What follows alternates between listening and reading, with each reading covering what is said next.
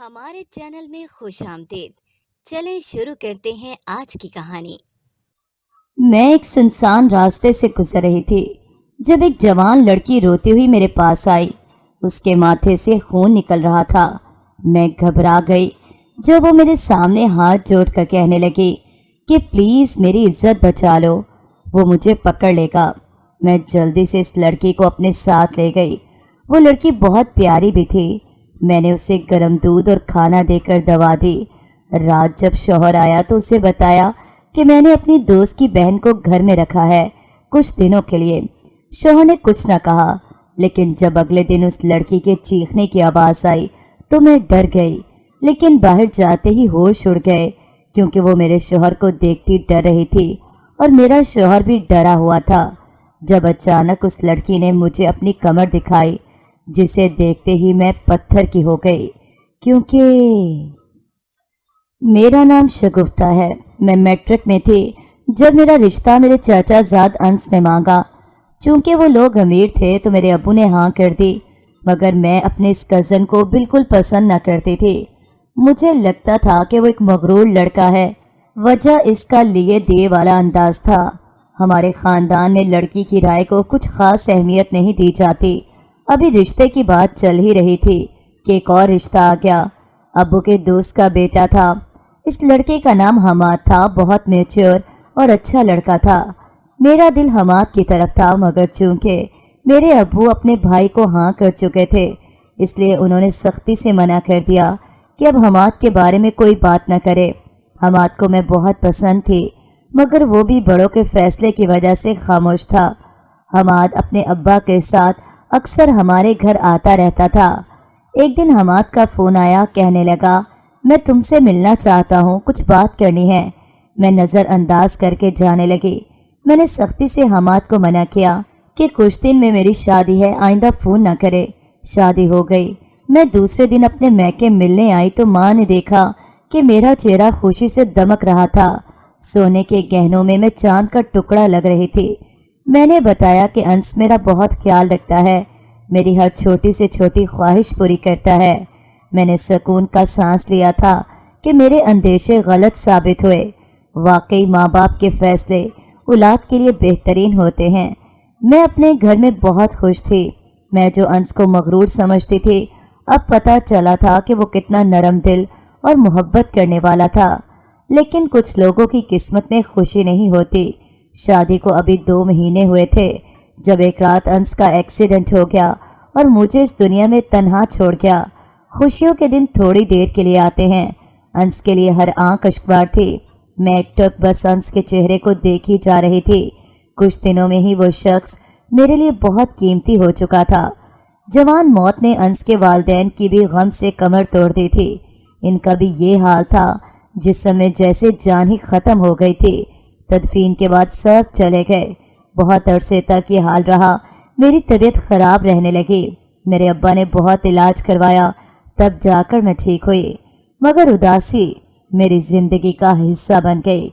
सब मेरा ख्याल रखते थे, लेकिन अंश के बगैर सब कुछ बेमायनी था। अंश की तरफ से काफ़ी जायदाद मेरे हिस्से में आ गई, जिसकी देखभाल फ़िलहाल मेरा भाई कर रहा था। ज़िंदगी आपको समझदार बना ही देती है। वक्त के साथ साथ हम भी बदल ही जाते हैं। मैं भी समझदार हो गई। मेरे घर वाले मुसलसल मुझे शादी का कह रहे थे, मगर जब भी घर वाले शादी की बात करते, मैं अपने बाल नोचते लगती, गुस्सा करती, इसलिए सब चुप कर जाते। हमाद ने अभी तक शादी नहीं की थी। फिर एक दिन हमाद का रिश्ता फिर से मेरे लिए आया, मगर मैंने सख्ती से मना कर दिया कि मैं किसी से भी शादी नहीं करूँगी। घर वालों के इसरार से मैं तंग आ गई थी। एक दिन मैं सहेली के घर जा रही थी जब सामने मुझे हमाद आता दिखाई दिया। मैं वहीं खड़ी हो गई। कहने लगा मान जाओ, मुझे दुख होता है तुम्हें इस तरह देखकर। इतनी पहाड़ जैसी जिंदगी तुम अकेले कैसे गुजारोगी? मैं तुमसे मोहब्बत करता हूँ और इसीलिए मैंने तुम्हारी शादी के बाद भी घर नहीं बसाया। बार बार अब्बा को भेजा, लेकिन तुम्हारे घर वाले कहते हैं कि तुम मानती नहीं हो। इसलिए मैं सोच रहा था कि तुमसे राब्ता करूं। मेरे दिल को उम्मीद थी कि शायद तुम मान ही जाओ। मैंने कहा दिल में अब किसी के लिए जगह नहीं, तुम सब लोग मुझे मजबूर मत करो। اس نے دکھی نظروں سے میری طرف دیکھا اور بولا، آپ کا شکریہ، میں چلتا ہوں۔ حماد کے جانے کے بعد بوجھل قدموں سے اپنی سہیلی کے پاس آ گئی، لیکن میرا دل اس وقت بھی انہی سوچوں میں تھا، میں کیا کروں؟ اب سب لوگ میرے پیچھے شادی کی بات کو لے کر پڑ چکے تھے۔ میری سہیلی میرا واحد سہارا تھی جس سے میں ہر بات شیئر کر سکتی تھی۔ ایک دن پتہ چلا کہ وہ مزید تعلیم کے لیے باہر جا رہی ہے۔ میں نے اسے کال کی، اس سے گلہ بھی کیا، لیکن سب میرے جیسے تو نہیں ہوتے جنہیں مستقبل کی فکر نہیں ہوتی۔ میری سہیلی کو کچھ بننا تھا، وہ شروع سے ہی قابل طالبہ تھی۔ اس کے جانے کے دن میں اس سے ملنے گئی تو اس نے کہا، تم سے رابطے میں رہوں گی۔ ہم نے نم آنکھوں کے ساتھ ایک دوسرے کو گلے لگایا۔ اس دن میں خود کو بہت تنہا محسوس کر رہی تھی۔ وہ مجھے ہر دوسرے تیسرے دن فون کرتی تھی۔ پہلے تو کچھ عرصہ اس کے فون آتے رہے، پھر وہ سلسلہ بھی بند ہو گیا۔ شاید میری قسمت میں یہی تھا، ہر محبت کرنے والا رشتہ مجھ سے دور تھا۔ گھر والوں کو بھی گلا تھا کہ میں ان کی نہیں مانتی۔ میں زندگی کے اور جھمیلوں میں پڑ گئی۔ کبھی کبھی انس کی یاد آتی تو اس کے لیے دعا کر دیتی۔ پھر ایک دن مجھے کال آئی، وہ کال حماد کی تھی۔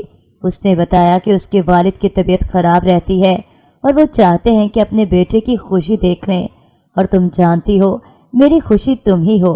حماد نے مجھے کہا کہ جو میں کہوں وہ کرنے کے لیے تیار ہے، بس میں اس سے شادی کر لوں۔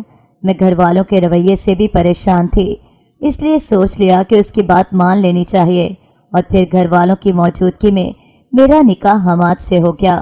حماد بہت خوش تھا، جیسے اس کی سب سے بڑی خوشی پوری ہو گئی ہو۔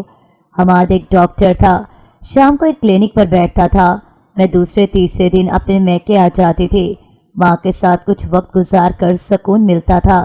ایک دن حماد نے کہا کہ وہ شام کو واپسی پہ مجھے لے جائے گا، لیکن شام کو اس کی کال آئی کہ ایمرجنسی میں ایک مریض آ گیا ہے، اس لیے نہیں آ سکتا۔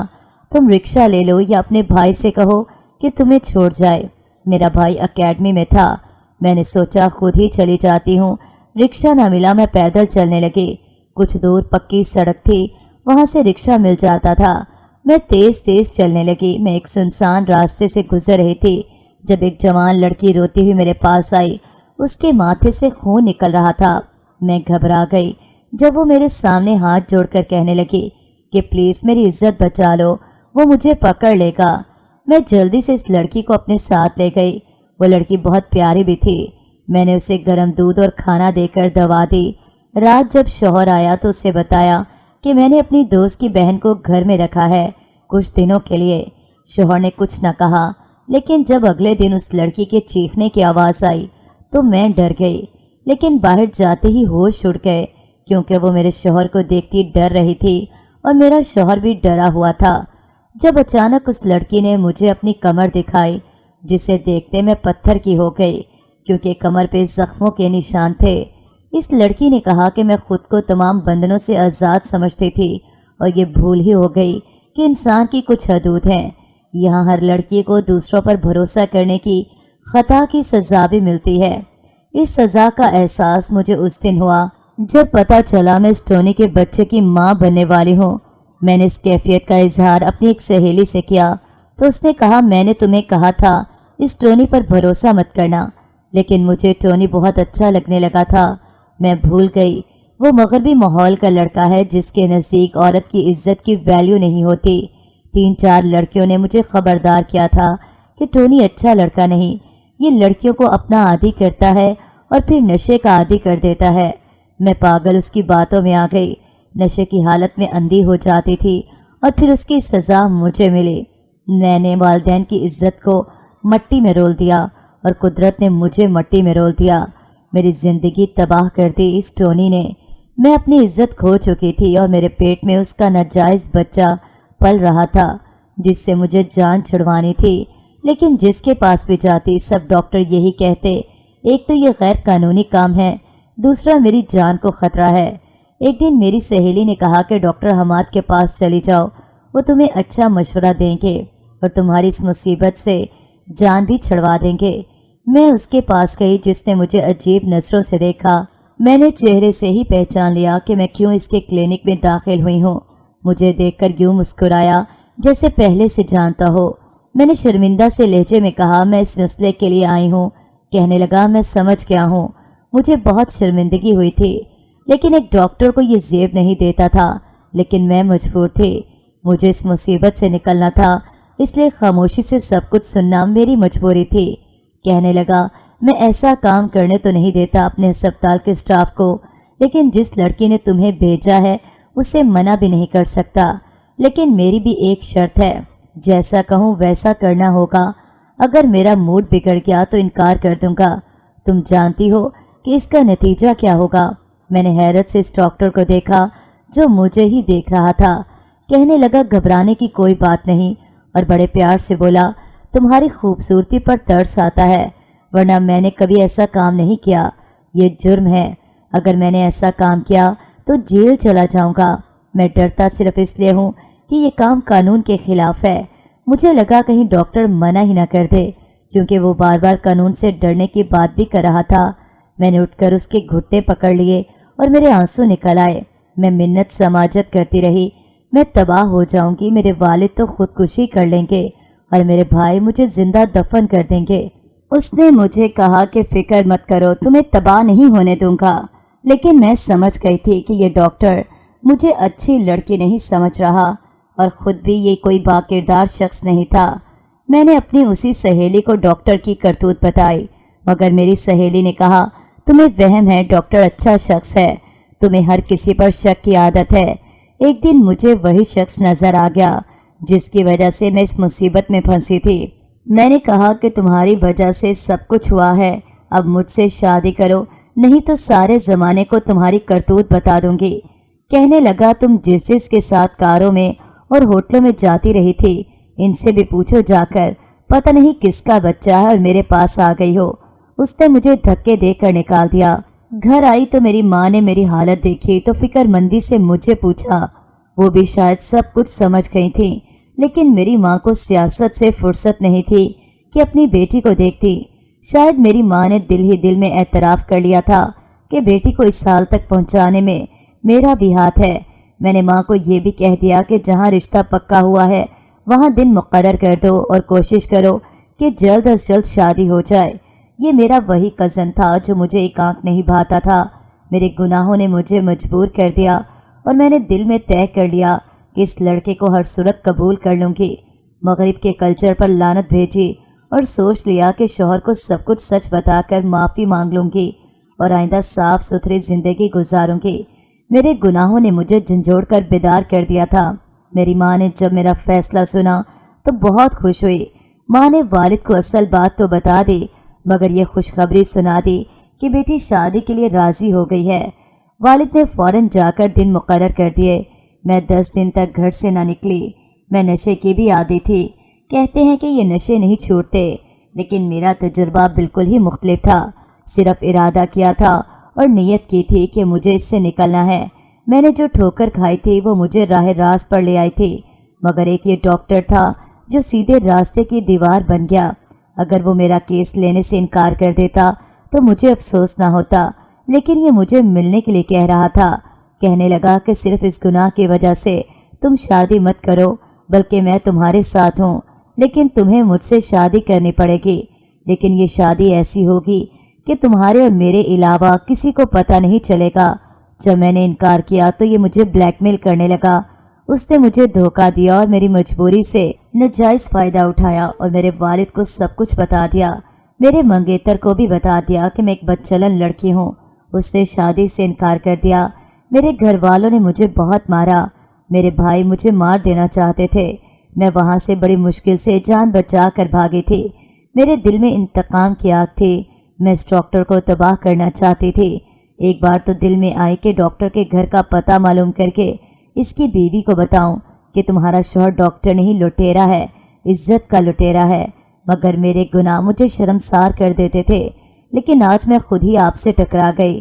وہ لڑکی سب کچھ بتا کر اب بری طرح سسک رہی تھی۔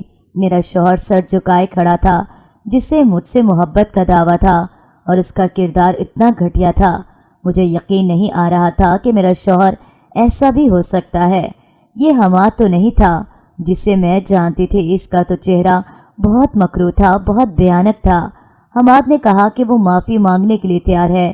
وہ بہک گیا تھا، کہنے لگا، میں سب کچھ ٹھیک کر دوں گا، تمہارے گھر والوں کو بھی سمجھا لوں گا، بس تم مجھے معاف کر دو۔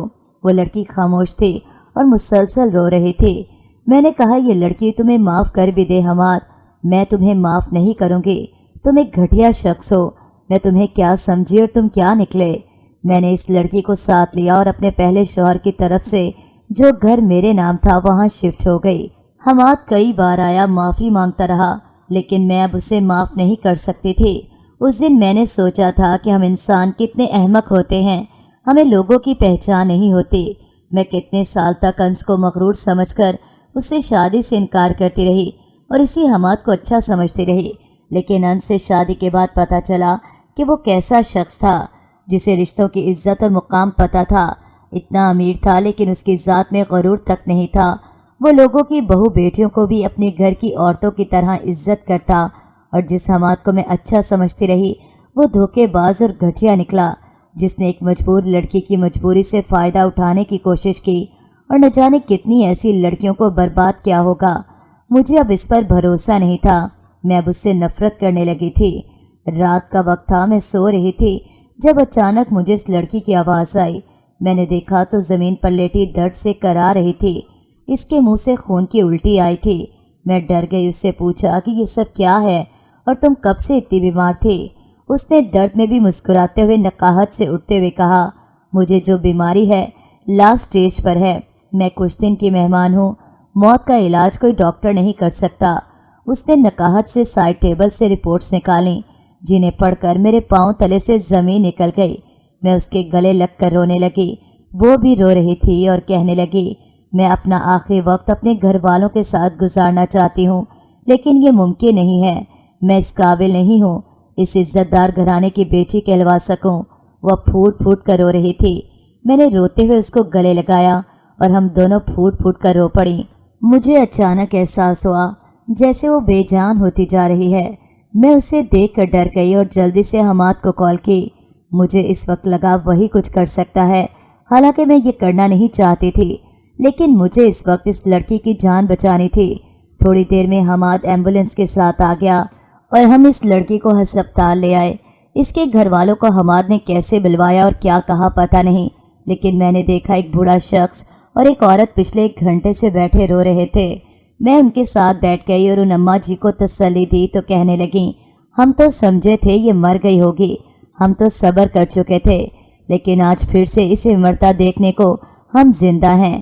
یہ ہماری اکلوتی بیٹی ہے، 5 بھائیوں کی اکلوتی بہن، ہم نے اسے آزادی دی، بس یہی ہماری غلطی ہے، اور اس نے اس آزادی میں ہر حد پار کر دی۔ نشہ کرنے لگی، لڑکوں سے دوستیاں، گھومنا پھرنا۔ ہم نے جب سمجھایا تو اس نے گھر چھوڑ دیا۔ اس لیے ہم نہیں سمجھتے کہ صرف ڈاکٹر حماد کا قصور ہے۔ جب لڑکی خود چارہ ثابت ہو تو مرد بھیڑیا ہی بن جاتا ہے۔ ڈاکٹر حماد نے ہم سے معافی مانگی تھی کہ وہ اس لڑکی کو بلیک میل کرتا رہا، لیکن اس وقت یہ گھر لوٹ چکی تھی۔ ڈاکٹر حماد بھی اس گناہ میں ہاتھ رکھنے سے بچ گیا۔ وہ قصوروار ہوگا، لیکن اکیلا وہ قصوروار نہیں، ہماری بیٹی بھی ہے جس کا مغربی لباس اور فیشن کی آڑ میں خود کو ماڈرن کہنا خود دعوت دیتا ہے لوگوں کو کہ آؤ دیکھو مجھے، میں چلتی پھرتی دعوت گناہ ہوں۔ اس لیے تو پردے کو اور بیٹی کی تربیت کو بہت سی باتوں کو دیکھتے ہوئے کرنا چاہیے۔ کاش میں اچھی ماں ثابت ہوتی، اسے اس دلدل میں جانے نہ دیتی، اسے وقت دیتی تو آج یہ یہاں اس حال میں نہ ہوتی۔ وہ عورت اب رو رہی تھی۔ جب وہ بوڑھا شخص جو اس لڑکی کا باپ تھا بولا، جتنا رونا ہے رو لو، اب کیا فائدہ، تم نے اور تمہاری بیٹی نے تو مجھ سے رونے کا حق بھی چھین لیا۔ روؤں گا تو لوگ کہتے ہیں کہ کمزور مرد ہے، گھر کی عورتوں کو سنبھال نہیں سکا، اب روتا ہے۔ اسی وقت ڈاکٹرز کمرے سے باہر آئے اور بتایا کہ بچہ بچ گیا ہے، لیکن وہ لڑکی نہیں بچ سکی۔ میں نے حیرت سے اور دکھ سے اپنی چیخ کو روکا تھا، ابھی کل ہی تو بالکل ٹھیک تھی۔ زندگی اتنی غیر یقینی اور مختصر سی چیز ہے۔ اس دن میں نے اپنوں سے بچھڑ جانے کے درد کو محسوس کیا تھا۔ وہ جیسی بھی تھی، لیکن اپنے پیچھے رونے والوں کو چھوڑ گئی تھی۔ اس میں قصور جس کا بھی تھا، لیکن ایک لڑکی اپنی جان سے چلی گئی تھی اور بہت سی نظروں میں قصوروار بھی تھی۔ ایک اور گنہگار اس دنیا میں اس کی کوکھ سے جنم لے چکی تھی، جسے میں نے گود لے لیا، اور اس راز کو راز رکھنے کے لیے یہی کہا گیا کہ ماں اور بچہ دونوں مر گئے تھے، اور وہ مرد جن کی وجہ سے سب ہوا تھا معاشرے میں اپنا مقام پہ تھے، کیونکہ اس لڑکی کے گھر والے خود کو اور اس لڑکی کو قصوروار کہہ کے خود ہی اس مردوں کے معاشرے کو معاف کر چکے تھے۔ اس لڑکی کو فوت ہوئے 10 دن ہونے والے تھے، لیکن میرے ذہن سے ایک وہ لمحہ نہیں نکلتا تھا۔ میں ڈپریشن میں چلی گئی تھی۔ میرے گھر والے مجھے اکیلا نہیں چھوڑتے تھے۔ ایک دن میری ماں آئی اور کہنے لگی کہ حماد کو معاف کر دو، وہ شرمندہ ہے۔ میں نے ماں کو دیکھا اور پوچھا، اگر ابا ہوتے حماد کی جگہ تو کیا آپ ابا کو معاف کر دیتی؟ ماں نے میری طرف دیکھا اور بولی کہ ہاں کر دیتی، کیونکہ میں ایک عورت ہو کے بھی یہی سمجھتی ہوں کہ مردوں کو بہکانے میں عورتوں کا ہاتھ ہے۔ اگر ہم ٹھیک ہیں، پردے دار ہیں، اپنی حدود جانتی ہیں، تو کسی مرد کی ہمت نہیں کہ وہ کسی عورت کو نوالا بنا لے۔ عورت اگر با کردار ہو، پارسا ہو، تو ہر مرد اس کی عزت کرنے پر مجبور ہو جاتا ہے۔ میں نے درد سے اپنی آنکھیں بند کر لیں تو یہی طے تھا کہ ہم عورتیں ہی سمجھوتا کریں۔ دوسرے دن میں اپنے سسرال آ گئی۔ حماد نے کچھ نہیں کہا تھا، نہ کوئی وضاحت، نہ معافی، نہ مجھے ضرورت تھی۔ میں نے خاموشی اختیار کر لی، یہی میرے بس میں تھا۔ شادی کے 3 سال بعد میں نے ایک بیٹی کو جنم دیا اور یہی فیصلہ کیا کہ اس کی تربیت ایسے کروں گی کہ اسے اپنی حدود اور عزت کا پتہ ہو۔ جہاں سے گزرے لوگوں کی نظریں خود بخود جھک جائیں۔ میں نے اس لڑکی کی بیٹی کو بھی اپنی بیٹی کی طرح ہی سمجھا۔ دونوں آج تک نہیں جانتی کہ سگی بہنیں نہیں ہیں۔ میں نہیں چاہتی تھی کہ اس لڑکی کی ماں کے گناہوں کی سزا اس سے ملے، اس لیے حماد سے کہا کہ وہ بھی کبھی اس بات کا ذکر کسی سے نہیں کرے گا کہ اس لڑکی کی بیٹی رمشا ہمارے پاس ہے۔ رمشا سے مجھے اتنی ہی محبت تھی جتنی اپنی بیٹی سے تھی۔ میری بیٹی اور رمشا اکثر ہی لڑتی رہتی تھی اور میں ہمیشہ رمشا کی سائیڈ لیتی تھی اور حماد ہماری بیٹی کو ہی صحیح سمجھتا۔ میں اکثر کہتی کہ یہ ٹھیک نہیں، رمشا کو لگتا ہے کہ ہم لوگ اس سے محبت نہیں کرتے، لیکن حماد کی لاجک تھی کہ رمشا کی سائیڈ لینے کو تم ہی کافی ہو۔ رمشا اب ضدی ہوتی جا رہی تھی، بات بات پہ بحث کرنے لگی تھی۔ میں برداشت کر لیتی تھی، لیکن حماد اسے ڈانٹتے تھا۔ وہ اب یہی کرتی تھی کہ باتیں ہم سے چھپانے لگی تھی۔ نویں کے پیپرز ہو رہے تھے جب میرا بھانجا جاب کے سلسلے میں ہمارے گھر آیا تھا رہنے۔ اس کے دفتر سے ہمارا گھر قریب تھا۔ میں نے اور حماد نے کہا کہ وہ ہمارے ساتھ یہیں رہے۔ میرا بھانجا بہت ہی سنجیدہ طبیعت کا لڑکا تھا۔ میری بیٹی اور میرا بھانجا دیر تک کسی موضوع پر بات کر رہے تھے۔ جب میں آئی تو کسی بات پر لڑنے لگے۔ میری بیٹی نے کہا کہ میں ماما کو بتا دوں گی، رمشا تمہیں کال کرتی ہے۔ میرے تلووں سے زمین نکل گئی۔ مجھے دیکھتے ہی میری بیٹی نے بات بدلنے کی کوشش کی، لیکن میں نے اس سے کہا کہ وہ کمرے میں جائے اور اپنے بھانجے سے کہا کہ کیا بات تھی، رمشا کیوں کال کرتی ہے تمہیں؟ اس نے مجھے کہا کہ پھپھو آپ وعدہ کریں اسے کچھ نہیں کہیں گی، وہ بچی ہے۔ لیکن میں بچہ نہیں ہوں۔ اس عمر میں ہم دوسروں سے امپریس ہو جاتے ہیں اور اس اٹریکشن کو محبت سمجھنے لگتے ہیں۔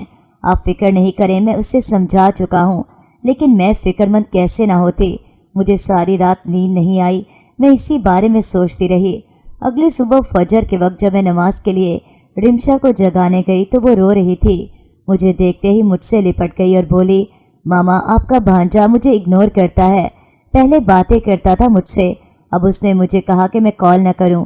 میں نے اس وقت اسے پیار سے سمجھایا کہ رمشا جب تک تم کزن تھی وہ بات کرتا رہا، تمہیں بچی سمجھ کے تمہاری باتیں سنتا تھا، لیکن جب اسے لگا کہ تم اسے صرف کزن نہیں سمجھتی تو وہ صرف کزن ہی بن گیا۔ اس لیے سمجھ جاؤ وہ تمہیں سمجھا رہا ہے۔ لیکن اس دن میں نے ایک سرکش لڑکی دیکھی جسے صرف اپنی ہی کرنی تھی۔ اس نے کمرے کی چیزیں توڑنی شروع کر دی، کہنے لگی آپ تو چاہتی یہی ہیں، آپ کو اور پاپا کو مجھ سے محبت ہی نہیں، آپ لوگ چھوٹی کو ہی اچھا سمجھتے ہیں اور آپ کا بھانجا بھی اس کی تعریفیں کرتا ہے۔ اس دن میرا ہاتھ اٹھ گیا اور مجھے شدت سے محسوس ہوا کہ خون کی واقعی زبان ہوتی ہے، یہ کہیں نہ کہیں اپنا آپ دکھاتا ہے۔ رمشا نے میرے بھانجے میں دلچسپی لے کے غلط کیا یا نہیں وہ الگ مسئلہ تھا، لیکن اس کا اتنی سی عمر میں یہ کہنا کہ اس کی بہن ہی سب کی وجہ ہے اور کم عمری میں ان جھنجھٹوں میں پڑ جانا۔ میں نے حماد کو بتا دیا ان باتوں کا، میرے بھانجے کو بھی پتہ چل گیا اور وہ کہیں اور شفٹ ہو گیا۔ اس نے رمشا کا نمبر بلاک کر دیا۔ بات کو 2 سال گزر گئے۔ رمشا پڑھائی میں مصروف ہو گئی۔ ایک دن میرے اسی بھانجے کا رشتہ آیا، لیکن رمشا کے لیے نہیں، میری چھوٹی بیٹی کے لیے۔ میں حیران تھی لیکن خوش بھی تھی کہ چلو ایک بیٹی تو اپنوں میں چلی جائے گی۔ حماد سے بات کر کے میں جواب دیتی اس سے پہلے ہی رمشا کمرے میں آئی اور بولی کہ میں نہ کہتی تھی کہ آپ کا بھانجا میری چھوٹی بہن میں دلچسپی لے رہا تھا، اسی لیے اس نے 2 سال بعد اسی کے لیے رشتہ بھیجا۔ میں نے اسے کہا کہ یہ بڑوں کی باتیں ہیں، تم اس سب سے دور رہو، لیکن میں بھول گئی کہ وہ میری بیٹی نہیں تھی، وہ تو اس لڑکی کی بیٹی تھی جس نے اپنے والدین کو پیچھے چھوڑ دیا تھا اور اپنی الگ ہی دنیا بنانے نکلی تھی اور برباد ہو گئی تھی۔ میں اس رشتے کے لیے ہاں کیسے کرتی؟ رمشا نے اس بات کو انا کا مسئلہ بنا لیا اور میں نے اپنے بھانجے سے بات کی کہ رمشا بھی تو میری بیٹی ہے، تم اس سے شادی کر لو، لیکن اس نے جو کہا میرے پیروں تلے سے زمین نکل گئی۔ اس نے کہا کہ وہ کسی ناجائز اولاد سے جائز رشتہ نہیں جوڑ سکتا۔ میں حیران تھی، تو کیا صرف یہی وجہ تھی رمشا کو اگنور کرنے کی؟ میں نے اپنے بھائی سے بات کی، ان کی بھی یہی مرضی تھی۔ میں نے جواب دے دیا اور کہا کہ دونوں میری بیٹیاں ہیں، اگر کسی نے دوبارہ یہ بات کی تو ہر رشتہ توڑ دوں گی۔ رمشا کینیڈا چلی گئی اعلیٰ تعلیم کے لیے، اور ایک دن فون آیا کہ وہیں کسی مسلمان لڑکے سے اس نے شادی کر لی۔ حماد نے اس گھر کے دروازے اس کے لیے بند کر دیے۔ میرے بھائی نے پھر سے مجھ سے میری بیٹی کا ہاتھ مانگا، لیکن اس بار میں انکار نہیں کر سکی۔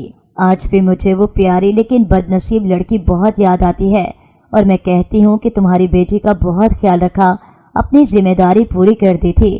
بس یہ دعا ہے کہ اللہ اس کے نصیب اچھے کرے اور اللہ ہر بیٹی کی عزت کی حفاظت فرمائے۔ ماؤں کی بھی بڑی ذمہ داری ہے کہ صرف بیٹی کی نہیں، بیٹے کی تربیت کی بھی ضرورت ہے۔ اسے پتہ ہو ہر لڑکی کی عزت اتنی ہی اہم ہے جتنی میری بہن کی عزت مقدس ہے۔ جو اپنی بہنوں کی عزت کرتے ہیں وہ دوسروں کی بہنوں کی عزت مٹی میں نہیں ملا سکتا۔